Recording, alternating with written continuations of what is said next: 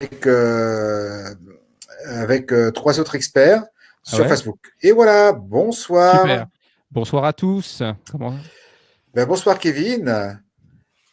Alors, Alors, tu nous as proposé pour ce soir un sujet super intéressant.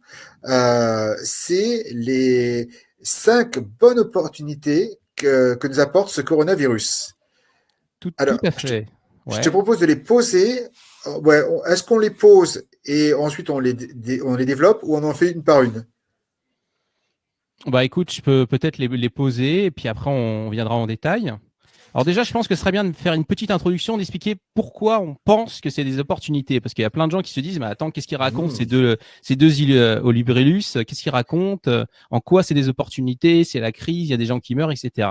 Donc déjà, ce qu'on veut dire, c'est que Stéphane et moi, on n'est pas des fous. C'est juste qu'on Mhm. considère, moi je pense qu'on est dans ce qu'on appelle des réalistes optimistes.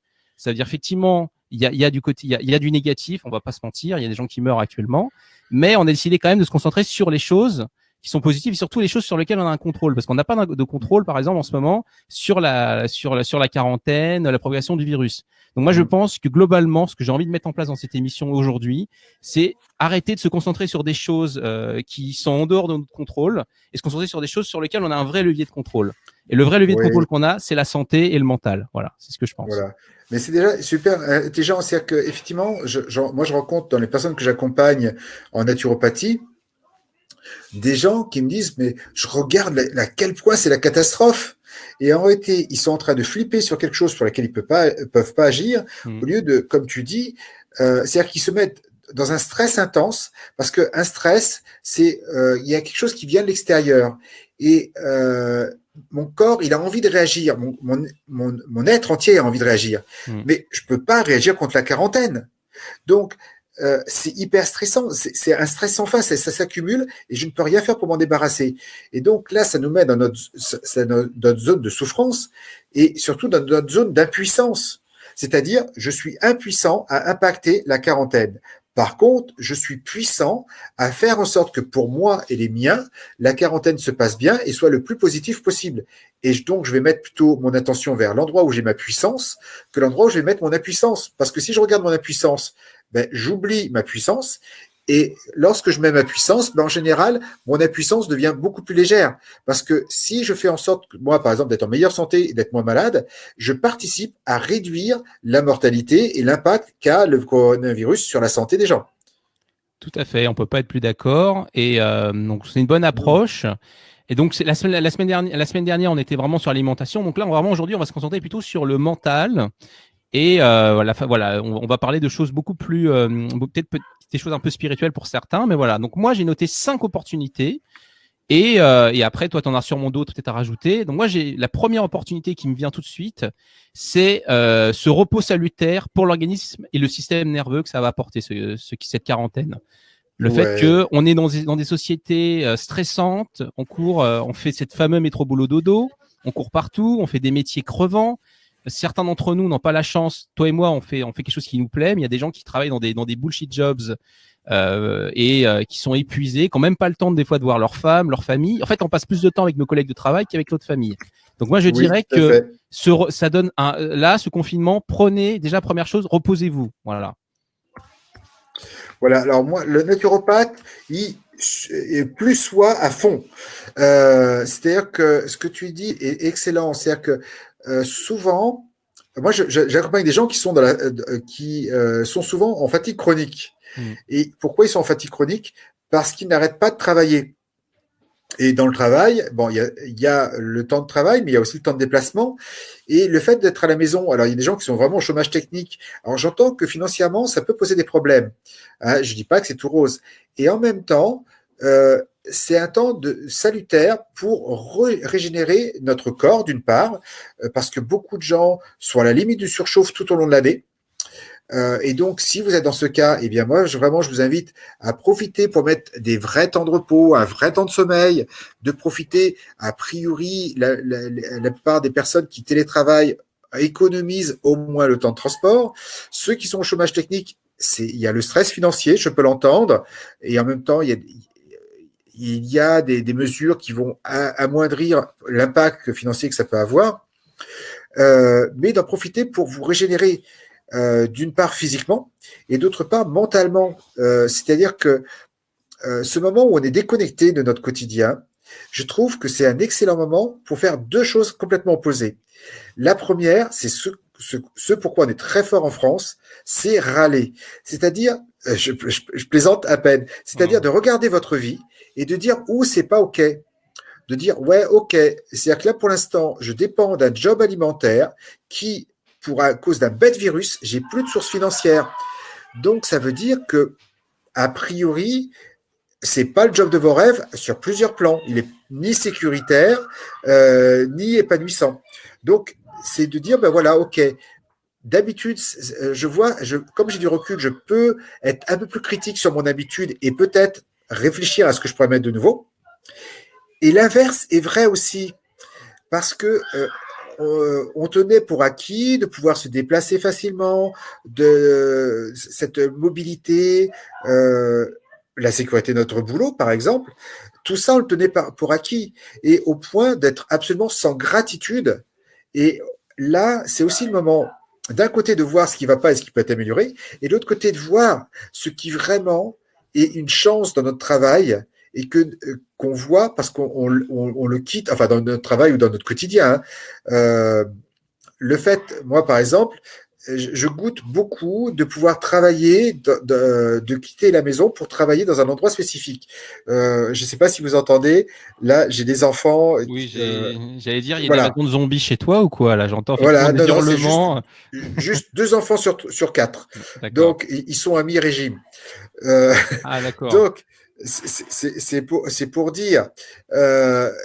Donc, pour moi, je vois à quel point c'est précieux de pouvoir le matin aller travailler dans un cadre où je suis isolé, puis revenir à la maison pour être voir le plaisir des enfants. Donc là, j'ai le plaisir toute la journée, donc tout va bien. Mais voilà, de voir ce que vous regrettez dans votre quotidien, c'est quelque chose. Est-ce que vous êtes habituellement en gratitude pour ce que vous regrettez aujourd'hui dans votre quotidien? Et puis, il y a les choses où, au contraire, que vous ne regrettez pas dans votre quotidien. Et qu'est-ce que vous pourriez faire, mettre en place pendant ces 1 mois, voire 2? Ça risque d'être ça si c'est comme la Chine. Alors, ça risque d'être plus court parce qu'avec les beaux jours, il pourrait que ça ait un impact positif sur le coronavirus, enfin négatif pour le coronavirus et positif pour nous. Donc, il se peut que ce soit on envisage entre 1 mois et 2. 2 dans le pire des cas a priori, 1 mois dans le cas le plus optimiste. Ouais. Mais pendant ce mois de réflexion, ou ces 2 mois de réflexion, est-ce que vous pouvez mettre en place quelque chose qui permettrait peut-être de trouver d'avoir une vie dans le quotidien qui soit plus satisfaisant? Voilà. Ok. Alors là, c'est bien, c'est que on voit déjà c'est bien, c'est que tu as déjà avancé un peu sur le point numéro 2. Tu as spoilé, on va dire, la suite. Mais bon, c'est comme ça. Alors, justement, le 2, qui pour moi découle du premier point, c'est la possibilité de se reconnecter avec soi-même et se poser les bonnes questions. Parce que, effectivement, ce repos forcé, là, cette quarantaine, fait qu'on a le temps de méditer, le temps de se poser des questions. On a le temps de faire cette introspection. Je ne sais pas si tu as lu ce fameux livre qui s'appelle, tu sais, Les hommes viennent de Mars, les femmes de Vénus. Ah oui, John Gray, il est très plusieurs connu. fois le spectacle en plus. Tout à fait. Bah, tu vois, alors il est très cliché, mais en même temps, en fait, il est souvent, je trouve assez vrai, c'est juste ce livre. Et donc, je ne sais pas si tu te souviens de la théorie de la caverne chez l'homme. Alors, c'est pas la théorie de la grotte chez Platon. En fait, la théorie de la caverne, en gros, c'est que l'homme, de manière générale, encore une fois, on est sur des archétypes masculins et féminins. Hein. Il y a des hommes différents, des femmes différentes, évidemment. Voilà, il y a des femmes plus masculines et des hommes plus féminins. Tout à fait. Et donc, l'homme, on va dire l'homme absolu, on va dire, l'homme archétypal, en fait, il a besoin, quand il est dans une situation de stress, de se fermer, de se déconnecter du monde réel. Et il rentre dans une espèce de mutisme, un certain autisme. Par exemple, l'homme, quand on a passé une sale journée, on a une tendance à vouloir se mettre dans un endroit où il fait nuit, on veut parler à personne. Et pour se régénérer, l'homme va vouloir s'isoler du monde, respirer et se concentrer et passer sur autre chose. Là où la femme va, de manière cliché, mais va plutôt vouloir communiquer, raconter sa journée. L'homme va dire non, je ne veux pas parler, je veux justement ne pas communiquer et me reposer. Comme ça qu'on se repose.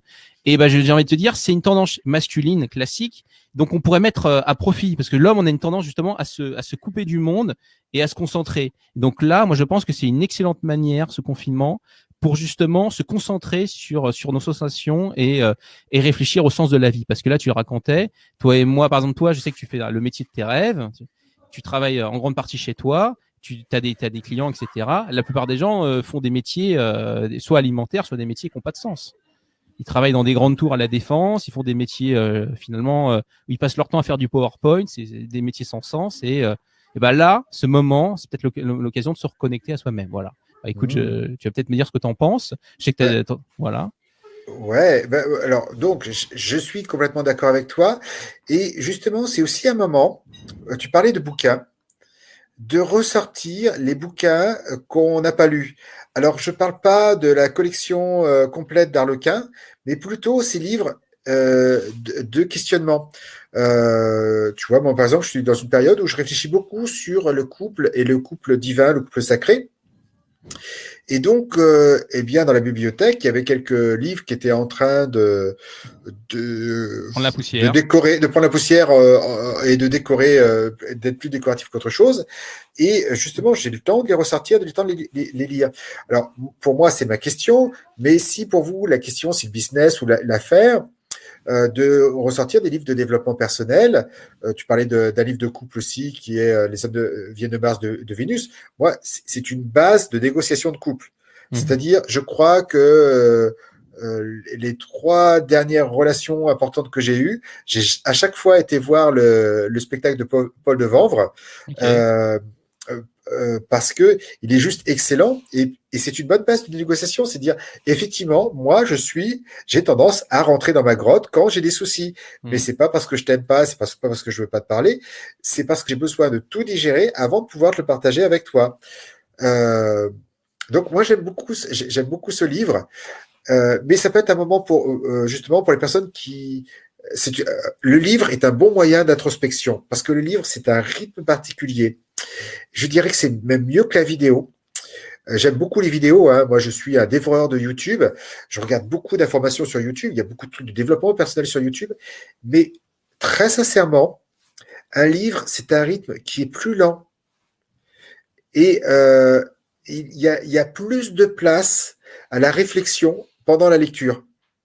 Tout à fait. Et puis, justement, le livre, tu sais que les gens, et c'est pas que les jeunes, hein, nous tous, on a un gros problème de focus. Je sais que toi, tu en parles dans ton livre qui va sortir sur le neurohacking. Oui. Le livre demande effectivement tu peux pas être passif en lisant un livre. Si y a autant une vidéo, tu peux te mettre comme ça, allongé et compagnie. Alors un livre, ça demande une vraie concentration. Et le livre, là, à l'heure actuelle, moi, je conseillerais même aux gens qui ont un téléphone. Moi, personnellement, j'ai enlevé toutes les notifications. Hein. Personnellement, j'ai pris cette habitude, ce qui fait que je me concentre. J'arrête d'être tout le temps pollué par Facebook, Messenger et compagnie. Et c'est vrai qu'un livre, ça demande du travail. Et à l'heure actuelle, le fait finalement d'être chez soi, c'est l'occasion de lire des livres, effectivement. Voilà, et c'est une très bonne façon de réfléchir sur où on veut aller. Enfin, pour moi, les livres, c'est vraiment une bonne base de réflexion. Voilà, pour ce point-là. C'était quoi le point suivant ? Alors, le point numéro 3, alors, pour moi, ah oui, donc justement, c'est mettre en place de nouvelles habitudes gagnantes. Par exemple, les habitudes gagnantes, je sais que toi comme moi, on pense au besoin de se créer notamment des habitudes de vie qu'on fait tous les jours, notamment un qui est très connu, qu'on voit beaucoup sur YouTube, s'appelle le rituel du matin. Par exemple, oui, le Magic Morning, ouais. Voilà. Par exemple, ce matin, tu sais que j'étais un peu malade. Alors, je sais même pas si j'ai le corona aujourd'hui, mais en tout cas, j'étais pas bien depuis quelques jours. J'ai un rhume, j'en sais pas ce que j'ai, mais je suis quand même réveillé à 5 heures du matin. Et j'ai pris une douche froide. Alors, j'ai pris une douche un peu plus tiède aujourd'hui, mais moi, ça fait des mois, ça fait 10 mois que je prends une douche froide tous les matins. Donc, je me lève tôt, je me couche un peu plus tôt. Et même malade, j'ai fait un peu de sport. Alors, je l'ai fait de manière. Aujourd'hui, j'étais vraiment pas en forme, j'avais un peu de fièvre, mais je l'ai quand même mis en place. Donc, et puis il y a aussi, moi, je fais personnellement le jeûne intermittent. D'ailleurs, aujourd'hui, je pense jeûner pendant 2-3 jours, justement. Quand tu es malade, je pense que tu seras d'accord avec moi. Ah oui, tout à fait. Les animaux font ça. Ils sont malades, ils arrêtent de manger parce que la digestion prend beaucoup d'énergie et sollicite le système immunitaire. Et donc, en mangeant pas, leur système immunitaire, ils ont plus d'énergie disponible. Et en général, on a tous une petite réserve de gras qui fait qu'on ne mourra pas de faim pendant 3 jours. Ouais. Et par contre, notre système immunitaire, comme il est plus excité par ce qu'on mange, il peut se concentrer par ce qui nous rend malade. Donc, il devient plus performant. plus d'énergie tout à fait. et moins de boulot, moins d'autres boulots. Et c'est le repos total dont on parlait, parce que le repos, on parlait, parce que effectivement, on se rend pas compte, mais à quel point notre système nerveux et notre corps, on passe notre temps à manger. Et manger, ça fatigue le corps énormément. C'est 3 repas par jour, voire 4 repas par jour, ça nous fatigue. C'est vrai que la digestion, par exemple, quand j'ai une journée assez où je travaille beaucoup, je ne mange quasiment pas, parce que j'ai besoin. En fait, mon énergie, j'ai besoin qu'elle se concentre non pas sur l'alimentation, sur le ventre, sur la digestion, mais qui est sur le cerveau, par exemple. Oui, oui, tout à fait, hein. Et c'est pour ça que beaucoup de personnes qui pratiquent le jeûne intermittent, moi, j'ai eu du mal à m'y mettre. L'idée de pas manger 3 fois par jour, ça a été dur pour moi. Et puis, je l'ai fait petit à petit quand même parce que je voyais tellement les intérêts et tout. Et je me disais, au moins que j'essaye. J'ai essayé, j'ai adopté, hein. C'est-à-dire qu'aujourd'hui, moi, je ne mange pas avant midi. Mm. Donc, voilà, le matin, je vais boire des tisanes. Même pas de café maintenant, j'ai arrêté même le café. Et finalement, j'arrive à avoir autant d'énergie que j'en avais avant en déjeunant et en ayant un café. Alors justement, le Magic Morning, juste parce qu'il y a une super opportunité là, mais juste cette semaine. Le Magic Morning, l'idée est la suivante. Je me réveille 1 heure plus tôt pour faire ce qui est important pour moi. Et moi, je l'ai mis en pratique comme ça. C'est-à-dire que le matin, en réalité, moi, c'est un peu différent. Au début, je faisais le sport et la douche froide. Et finalement, j'ai reporté le sport et la douche froide à midi parce qu'en réalité, j'ai fait un travail sur le sommeil, donc mon sommeil est meilleur. Donc le matin, quand je me réveille, j'ai aucun problème de démarrage. Par contre, ce que je fais, j'enfile un jogging et je vais dans un lieu de travail, dans un bar qui est ouvert très très tôt le matin, qui est ouvert à 5 heures du matin. Donc, je vais au bar en jogging. Hein, donc, je pas style du tout. Je m'installe pendant 1 heure et demie avec mon ordinateur. Je me prends un petit déca. Bon, parce que j'ai quand même la nostalgie du goût du café, mais je n'ai plus besoin de la caféine. La caféine, je garde pour les jours exceptionnels. Et je travaille pendant 1 heure et demie sur ce qui est important pour moi, sur mon projet. Donc, c'est pas ce que je dois faire, c'est ce qui est important pour moi. Donc, de toi à moi, c'est mon livre. Voilà, pour moi, c'est hyper important de le terminer. Et j'ai hyper avancé parce que si je travaille 1 heure par jour dessus, je travaille 8 heures par semaine. Oui. Alors, surtout que une routine, c'est très important de la faire aussi le dimanche. Parce que y a des gens qui se lèvent très tôt la semaine, mais en réalité, surtout, ils ne dorment pas assez la semaine et ils rattrapent le week-end. Eh bien, c'est une très mauvaise stratégie qui marche quand on est jeune, c'est-à-dire quand on a moins de 27 ans. Mais passé 27 ans, notre capacité de récupération et de stocker, gérer le décalage de sommeil est très faible et il nous faudrait plusieurs semaines de bon sommeil pour rattraper une mauvaise semaine. Il faut savoir qu'avec le décalage horaire, le passage de l'heure d'hiver à l'heure d'été va provoquer pendant 15 jours une augmentation de 5% des infarctus du myocarde. Ah oui. C'est-à-dire qu'à quel point le fait de changer d'1 heure notre rythme de vie est impactant sur la santé. Et je parle de la France, des États-Unis, c'est partout pareil. Hein. C'est pour ça qu'on remet en cause le décalage horaire, c'est-à-dire que le décalage horaire, enfin le changement horaire, enfin l'heure d'été de l'heure d'hiver, a un avantage écologique léger. Ce qui fait que grosso modo, on produit moins d'énergie. On consomme moins d'énergie, mais de vraiment pas grand-chose, hein, c'est du chipotage. Parce que de toute façon, les journées sont plus courtes, donc le temps d'éclairage, il reste quand même assez important. Mais ça permet de gagner un peu d'énergie, mais on s'est aperçu que ça avait un impact négatif sur la santé. Voilà, parce que les gens qui font partie de l'infarctus du myocarde, même si c'est pas mortel, ça peut quand même être laisser des séquelles. Donc c'est pour dire à quel point ce décalage d'1 heure est grave et enfin est impactant sur la santé. Donc le Magic Morning dit levez-vous plus tôt, et moi je viens de dire à l'instant, il est prouvé que de changer son heure de lever est mortel pour la santé. Enfin mortel, non j'exagère un peu, et dangereux pour la santé. Eh bien figurez-vous qu'il va y avoir un décalage horaire à la fin de la semaine.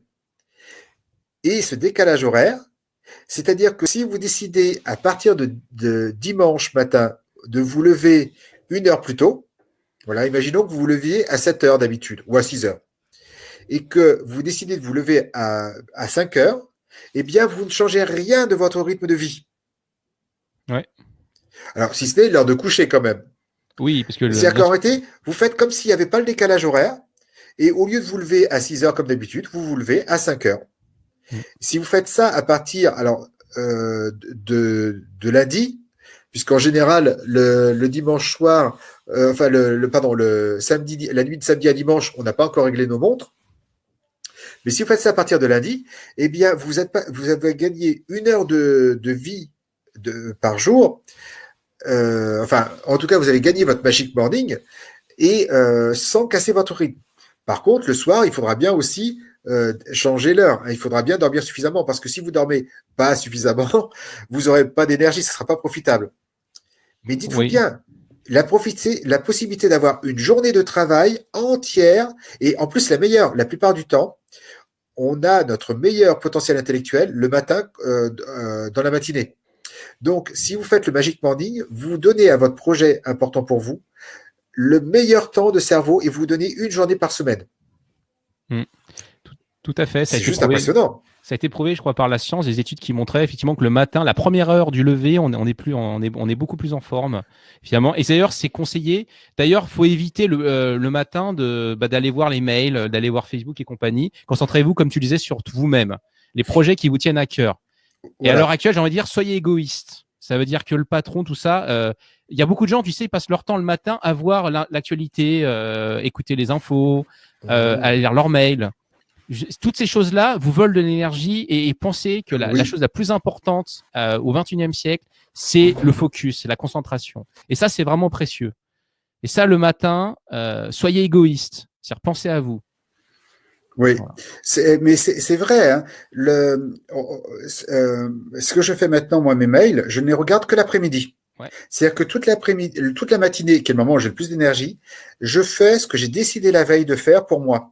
Et s'il y a quelque chose de nouveau, je ne réagirai qu'en début d'après-midi. Ce qui, en réalité, me permet d'être beaucoup plus productif. Parce qu'il y a toujours des urgences qui ne sont pas aussi importantes que ça. Mais si je les vois comme des urgences, je vais les traiter en premier.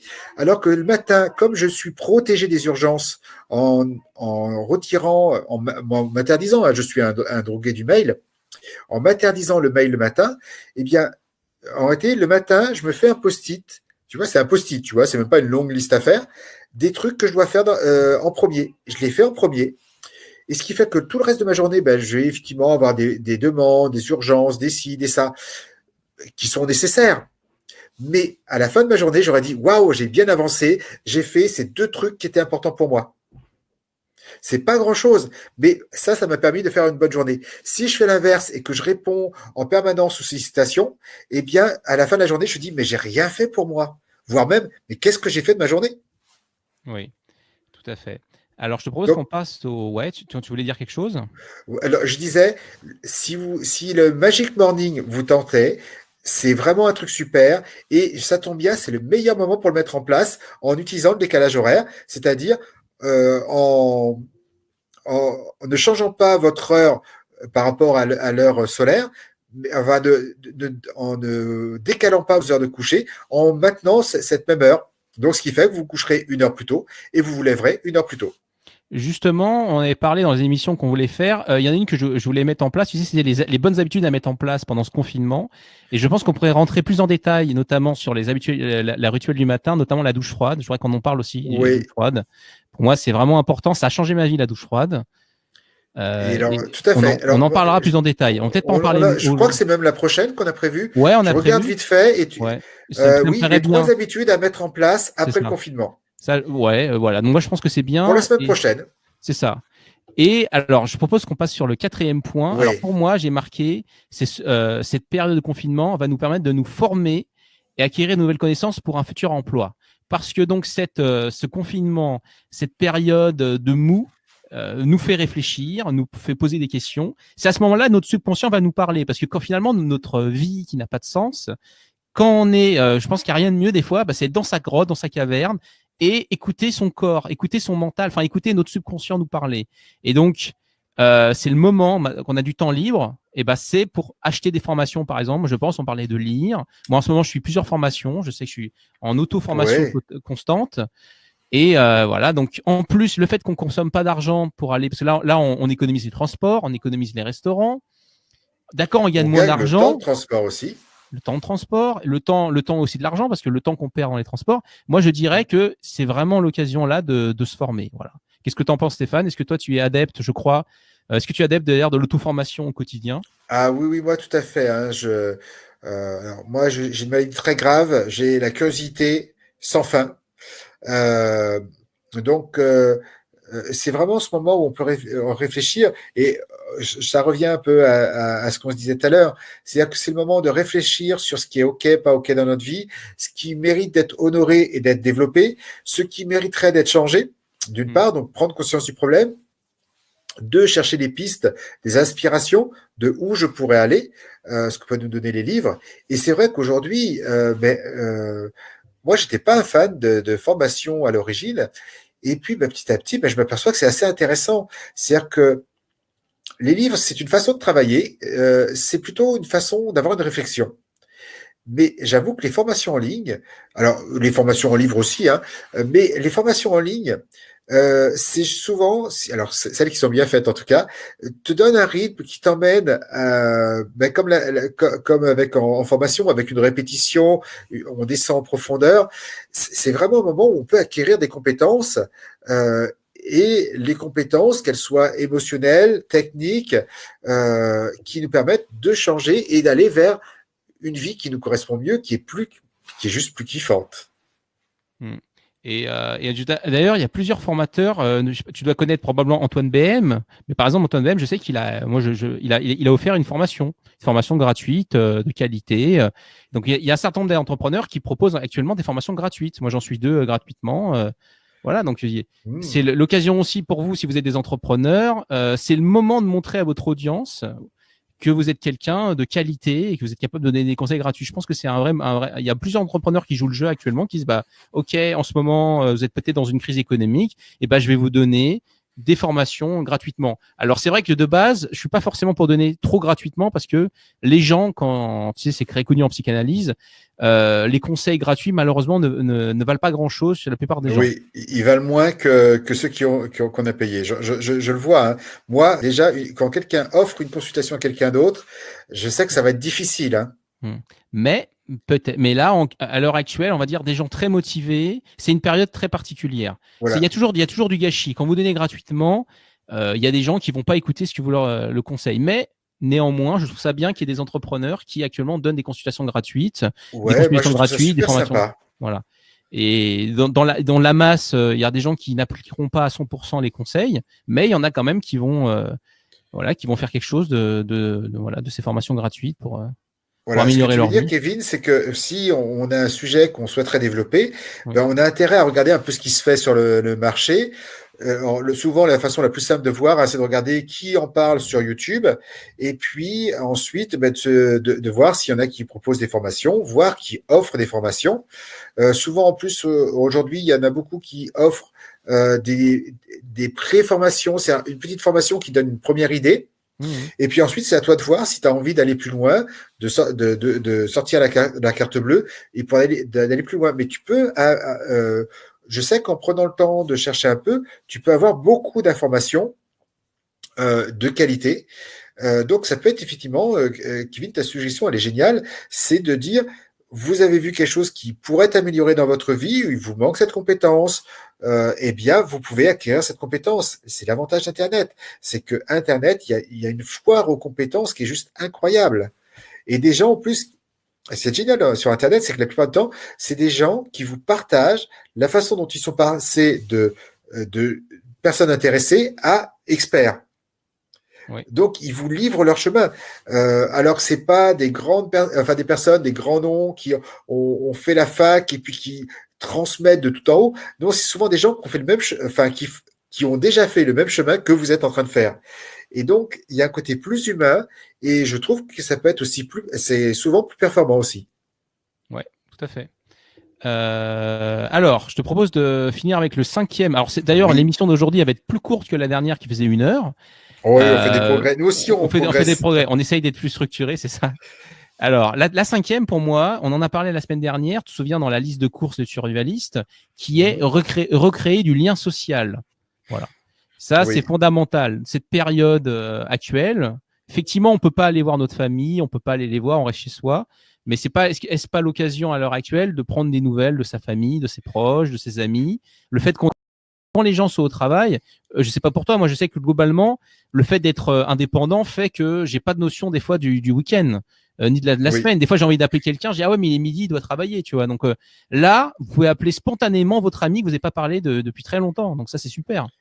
oui. Alors, c'est vrai, déjà, les personnes, la famille, voilà, moi, comme je disais la semaine dernière, moi, j'ai mis en place la routine d'appeler tous les jours un membre de ma famille. Mm. Ce qui fait qu'il y a un lien qui se recrée, et ce qui fait qu'on discute plus qu'avant. Mais il y a aussi autre chose. Est-ce que tu as déjà entendu parler de cet énoncé, Kevin, qui est que nous sommes la moyenne des Ah 5 oui, personnes que nous fréquentons le plus? oui, ah oui, tout à fait. Ouais. Et Et donc, c'est de se poser la question dans les gens qui vous entourent, parce qu'il y a les gens que je fréquente au boulot parce que j'ai pas le choix et que ça peut au rythme quotidien. Et puis, ben justement, est-ce qu'il n'y a pas deux, trois personnes euh, dont vous auriez aimé développer une meilleure relation oui, et ben, de dire ben voilà, décrocher le téléphone, de dire ben voilà, salut, c'est moi, ça faisait longtemps qu'on s'était pas parlé, et puis ben là, comme j'ai un peu plus de temps, j'avais vraiment envie d'échanger et de prendre le temps de renouer des relations qui sont positives et nourrissantes pour nous, tout à des fait. relations qui sont inspirantes. Oui, j'aime bien ce que tu dis. Tout à fait, je suis d'accord. En plus, c'est peut-être l'occasion à l'heure actuelle de contacter des gens, même des gens, par exemple, imaginons vous êtes entrepreneur, je sais pas, vous avez toujours voulu contacter quelqu'un dans votre thématique qui est une icône. À l'heure actuelle, les gens, ils ont du temps. Je pense que les gens à l'heure actuelle, parce que la plupart des gens, beaucoup le disent pas, mais comment dire, les formations en ligne et compagnie, il y a un recul, il y a un recul de la productivité, etc. Les gens ont plus de temps. Ils sont peut-être même beaucoup plus aptes à vous écouter comme ils sont en mode arrêt total quasiment de leur activité, bah, ils ont leur cerveau, leur temps de cerveau est disponible maintenant. C'est peut-être l'occasion justement, peut-être que vous pouvez dire, quand vous parlez à des gens, des fois ils sont tellement dans leur bulle qu'ils vous écoutent pas. Peut-être que là, les gens sont chez eux, ils sont peut-être pour le coup beaucoup plus aptes à vous écouter que d'habitude. Mmh. Tu vois, donc moi je sais pas. Ouais, ça peut être une bonne idée aussi, d'essayer de contacter les personnes qui nous inspirent d'une façon ou d'une autre. Et de dire, voilà, enfin, voilà, s'ils nous inspirent, c'est qu'on a des questions à leur poser. Donc, c'est à la fois le lien émotionnel, mais aussi le lien, je dirais, inspirant. C'est-à-dire de recontacter des personnes qui, pour vous, sont inspirantes et que vous avez envie de rapprocher de votre cercle. Euh, voilà, un peu comme on fait nous, Kevin, où on prend le temps d'échanger. Mmh. Euh, et qui permet de voir, ben, toi, comment tu travailles, comment tu nourris tes aspirations, moi, comment je travaille, je fais mes recherches pour nourrir mes aspirations. On a chacun notre aspect, c'est nourrissant, c'est inspirant. Oui. Moi, j'aime beaucoup ça. C'est ça, choisir les gens, parce que en fait, comme tu dis, nous sommes la moyenne des 5 personnes que nous fréquentons. Imaginons au travail, vous n'avez pas le choix. Des fois, vous avez des collègues qui vous agacent, Eh compagnie. oui, Vous devez les subir. D'ailleurs, les collègues, vous les subissez plus que votre famille en réalité. Vous voyez plus vos collègues que votre famille. Donc, quand vous oui, avez, bah oui. justement, là, vous avez le choix d'appeler les gens qui vous intéressent. Finalement, votre collègue qui arrête pas de faire des blagues pas drôles, qui passe son temps à se moquer de vous, bah vous avez pas l'appeler. Donc effectivement, concentrez-vous sur les gens que vous n'avez pas le temps finalement vous n'avez pas le temps de contacter d'habitude. Je trouve ça génial justement. Là, c'est vraiment l'occasion de contacter uniquement les gens qui nous inspirent, qui nous font ressentir des émotions positives, qui nous Ouais. poussent vers l'avant. C'est le moment. Moi, je pense que c'est un reset total, hein, ce confinement. Mm. Cette pandémie, c'est un reset total. C'est vraiment ça qu'on voulait mettre en avant ce soir. Oui, c'est C'est vraiment l'occasion d'un reset, oui. un reset. En gros, imaginons que vous aviez pendant des années, pendant des décennies, vous aviez un système. En plus, on a un système qui s'est cassé la gueule. Et voilà. Donc, de toute façon, les gens. Et puis, il faut aussi un truc. Moi, je voudrais finir avec ça. C'est les opportunités, parce qu'en fait, tu sais, il y a cette fameuse phrase de Warren Buffett qui dit que c'est pendant les moments de crise qu'il y a les opportunités, qu'il faut saisir des opportunités. Et ben, j'aurais envie de te dire, c'est maintenant qu'il y a des opportunités. Il y en a toujours, et en particulier en moment de crise. Oui, Et tout à fait. Quand il y a des crises, et c'est ce qui marchait avant ne marche plus. oui, Mais souvent, il y a besoin de créer un nouveau truc. oui. Donc, si c'est ce qui est génial, c'est que et c'est souvent la crise, toute crise finit par disparaître, et c'est pas elle disparaît pour comme avant. Il y a souvent un après-crise. Et donc, si vous avez une aspiration qui vous permet de faire partie de l'après-crise, et on pense, hein, il y a beaucoup de personnes qui se disent, waouh, là, on est en train de voir à quel point notre système il est foireux, Mm. à quel point un seul virus peut mettre mais bloquer notre économie. C'est juste dingue. Oui, c'est dingue, hein. Et pourtant, je sais que toi et moi, on s'intéresse au survivalisme et compagnie. C'est un scénario catastrophe. Bon, c'est pas aussi catastrophique que ce qu'on a pu voir dans certains livres, mais néanmoins, c'est quand même dingue quand il pense. Oui, C'est oui. Ben, parce qu'il y a les répercussions, les bourses qui baissent, le prix des pétroles, et d'un côté, mais de l'autre côté, ben, finalement, on voit à quel point l'impact de l'activité humaine, enfin, à quel point l'impact négatif, l'impact de l'activité humaine est négatif sur la nature, parce qu'on voit des régénérations presque instantanées. oui, Euh, je disais, alors il y a les histoires des animaux qui se rapprochent et tout, mais par exemple à Venise, les eaux sont pas vertes, elles sont redevenues transparentes. tout à fait. Alors que c'est une des villes les plus polluées, tout à fait. Et puis en même temps, je voulais dire un truc, c'est que on dit que c'est grave, mais finalement, c'est pas si grave que ça. Enfin, je veux dire, ce qui se passe, je veux pas, je sais que ça peut peut-être choquer certaines personnes, mais finalement, ce qui se passe, c'est pas une guerre bactériologique. Ça veut dire qu'en gros, à l'heure actuelle, tu peux sauver le monde en restant chez toi, à rien foutre. Donc Oui, finalement, c'est non sympa mais comme façon de finalement, sauver le monde. non mais c'est vrai, tu peux rester chez toi tranquille. Finalement, est-ce si terrible que ça d'être chez soi? Pas tant que ça finalement. Alors, Est-ce que ça mérite de, excuse-moi, mais par exemple, là, de regarder les informations, je regarde les informations, ce n'est que des nouvelles négatives. On a l'impression que voilà. on Moi, étouffe, hein. tu sais, moi, ça fait 10 ans que j'ai arrêté de, d'écouter les informations. Alors, j'avais déjà arrêté la télé depuis longtemps, et là, c'était la radio. Et c'était il y a 10 ans, c'était la crise. Et le gouvernement ou la communauté européenne allait faire des mesures qui, de toute façon, selon le journaliste, ne serviront à rien. Je me suis dit, est-ce que je me rappelle vraiment de ce qu'ils ont dit il y a de ça un mois? Et là, je me suis dit, non, je ne me rappelle pas du tout de ce qu'ils ont fait à moi. Donc, en réalité, je me paye des nouvelles désagréables, mais qui me mettent dans une ambiance, mais qui m'apprennent rien. C'est-à-dire, ce que j'ai appris ce jour-là m'a servi à absolument à rien, si c'était à me foutre le moral en l'air. Et le mois précédent, c'était quelque chose qui me foutait le moral en l'air. Donc, j'ai décidé d'arrêter complètement les nouvelles. Et je peux t'assurer, aujourd'hui, j'ai toutes les informations parce que ça finit toujours par remonter, mais j'ai que le best-of. J'ai que les trucs dont on va se rappeler. On est noyé d'informations négatives Oui. qu'on oublie. Donc on vit et sur lesquelles on peut rien faire. Tu vois, on revenait au début d'être Oui. sur la zone d'impuissance. Les journaux nous montrent la zone d'impuissance. Et puis c'est vendeur. Parce que pourquoi ils font ça? C'est parce que la peur, Ça le fait euh, réagir, oui.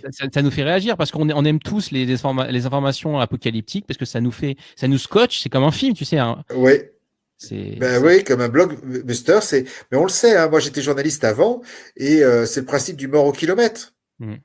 Tu prends 2000 morts en Afrique, oh bah ouais, c'est embêtant, hein, mais c'est pas plus que ça. Tu prends 2 morts dans ta ville, oh, mais c'est la catastrophe. Oui. Donc, c'est pour dire, et les journalistes savent qu'en réalité, ce qu'ils nous font, ils cherchent à nous faire réagir, et hélas, c'est pas avec des baleines qui se promènent dans des ports ou des dauphins qui se promènent dans des ports, c'est le plus souvent par voilà, qu'est-ce que je vais trouver de plus catastrophique, de plus putaclic Oui. pour le vendre. Et puis en plus, maintenant, ils le font. Il y avait Le Monde qui a fait un truc. Alors là, c'était limite. Euh, je sais plus, c'était un titre super catastrophique, mais qui était trop catastrophique. Mais pour le faire, ils ont fait la citation. Euh, Ceux qui survivront devront définir un nouveau monde. Donc, tu vois, tu as un titre sur le coronavirus. Ceux qui survivront seront confrontés à un nouveau monde. Et donc, fin de guillemets. C'est pas si con Et que en ça, hein. réalité, ils ont cité quelqu'un avec un titre hyper putaclic. Mhm. Alors que aujourd'hui, on est en train de s'apercevoir quand même que les projections sont que, a priori, il n'y aura pas plus de morts, et je touche du bois pour qu'il y en ait moins, que la grippe elle-même. Mhm. Donc, mais même le monde s'est mis à faire ça, c'est-à-dire à faire du titre putaclic. Oui. En même temps, c'est pas si con de dire que les survivants, même si je trouve ça un peu gros, mais créons un nouveau, parce qu'on dit, hein, on a un système qui est en fin de cycle, hein, mais voilà, donc c'est pour ça que. Je pense qu'il y a quelque chose de nouveau qui va poindre. C'est-à-dire que, très sincèrement, je pense pas qu'on vit une grosse catastrophe. Je dis pas qu'on sorte et qu'on fasse pas attention, mais j'ai vraiment pas beaucoup d'inquiétude.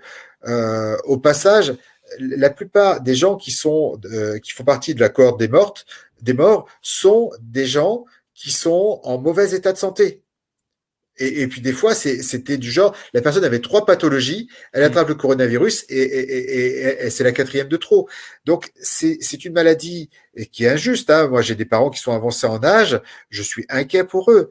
Mais en même temps, voilà, c'est-à-dire que aujourd'hui, moi j'ai la cinquantaine, je commence à avoir 1% de mortalité en cas de maladie. Mais je suis confiant que je ne fais pas partie des 1% parce que je fais partie de ceux qui sont du très bon côté de la balance. Mais j'en vois d'autres personnes. Je me dis qu'effectivement, pour eux, ils ont intérêt vraiment à faire attention. Mais ce que je voulais dire par là, juste j'ai oublié moi avec cette histoire de danger. Ah oui, c'est le changement d'après.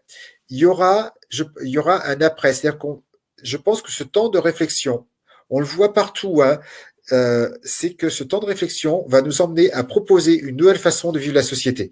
On voit à quel point le télétravail est puissant, on voit à quel point nos systèmes d'interdépendance sont très fragiles. Et que le transport des marchandises et des personnes qu'on croyait acquis, mais ne l'est pas du tout. Donc, je pense que ça va nous ramener à définir un peu différemment notre façon de vivre l'économie et voire même nos relations. Ok, bah écoute, je crois qu'on a dit l'essentiel, hein, sur ces Et 5 oui. points, voilà. Et Donc, Kevin, je crois que tu avais le sixième, tu avais alors, le 6e mousquetaire. le sixième, on l'a déjà dit, mais bah, je dirais que à l'heure actuelle, en fait, bah, le sixième point, c'est simplement que, bah, en fait, finalement, on va avoir plus d'argent. Enfin, comment dire? C'est dans le sens qu'on va arrêter de consommer du superficiel, moins de restaurants, moins de vêtements, moins de choses qui comptent pas finalement, parce qu'en fait, on est une société de consommation qui nous pousse toujours à l'achat, tu vois. Donc finalement, on n'achète pas de téléphone portable, on consomme moins de choses. Donc finalement, on se recentre, on en vient à ce qu'on appelle le minimalisme. Je sais que toi aussi, tu crois beaucoup au Oui. minimalisme, qui est de consommer de manière réfléchie, de pas avoir, d'éviter d'accumuler trop d'objets. Donc moi, je dirais que c'est une époque minimaliste. Donc on en vient au sixième point, c'est mettre en place un mode de vie minimaliste qui honnêtement, je sais que beaucoup d'entre vous ont dû lire le livre de Marie Kondo. Moi, je l'ai pas lu, mais bon, je l'ai feuilleté, qui justement met en place le besoin de ranger, voilà, de ne pas accumuler énormément Oui, d'objets. c'est une bonne idée d'ailleurs, c'est aussi de faire un petit bilan, de sortir un peu dans les placards ce qui est utile ou pas utile. Euh, voilà, nous on a, enfin voilà, c'est dans le truc de soirée, on sort une étagère. Tu sais, les étagères communes Oui. où tout le monde met son petit barda pour voir ce qu'il y a, ce qu'on garde, de dire bah tiens on a ça, ah oui, oui, bon, ça fait à peu près 10 ans que c'est là. Donc peut-être qu'on devrait le donner ou le mettre à recycler. Donc ça fait réfléchir. Et effectivement, de voir aussi notre consommation, à quel point on achète des trucs qu'on achète pour l'avoir une fois, et puis on voit que ça ne nous convient pas, et puis en plus on le garde, tu vois. Effectivement, moi j'ai commencé à faire une liste des choses que je vais revendre sur eBay parce que ben, juste elles me servent pas. Ouais. Ouais, tout à fait. Ouais, c'est une très bonne suggestion. Point de vue, un mode de vie minimaliste. Bon, écoute, Stéphane, je crois qu'on a dit à peu près tout. Est-ce que je peux te laisser le mot de la fin? Est-ce que tu as quelque chose à compléter de ce qui a été dit?